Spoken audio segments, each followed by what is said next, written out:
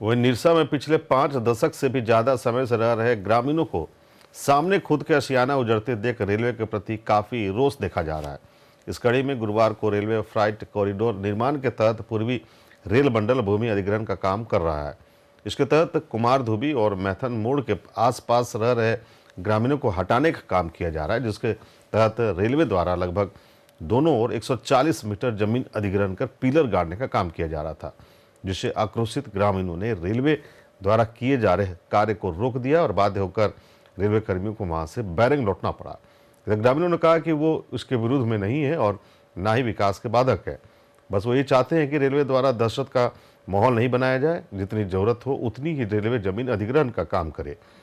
Court ने कहा है कि मानवीय आधार पर रेलवे सोचने का काम करे और आज हम भी ग्रामीण ये मांग करते हैं कि रेलवे को जितनी जमीन की जरूरत है उतनी ही ले, 50,000 की आबादी को उजाड़ने का काम ना करे। साथ ही उन्होंने राज्य सरकार से यहाँ रह रहे लोगों को पुनर्वास करने की बात भी कही। मीटर कहीं पर 109 मीटर, कहीं पर 116 मीटर। ये समझ में नहीं आ रहा है कि रेलवे का आखिर रेलवे का जमीन कितना दूरी तक है। लोगों के बीच में आकर के क्लियर करना चाहिए। जब आपका सलीका और काली मंडा तरफ 40 मीटर में रेलवे का काम हो सकता है, तो फिर यहाँ 116 मीटर का क्या मतलब है? मेरा मांग यही है, हम लोगों का, यहाँ के लोगों का यही मांग है कि 40 मीटर के दायरे में जब काम हो रहा है तो पूरा यहाँ से वहाँ तक जो है 40 मीटर लिया जाए।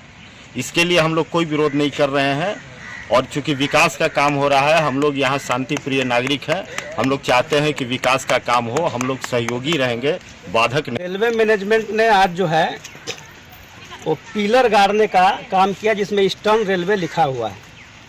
पूर्व में भी जो है नापी किया था कि जो है रेल का ज़मीन है और रेल का ज़मीन जो है रेलवे जो है अधिग्रहण करेगी, क्योंकि रेल का विकास हो रहा है।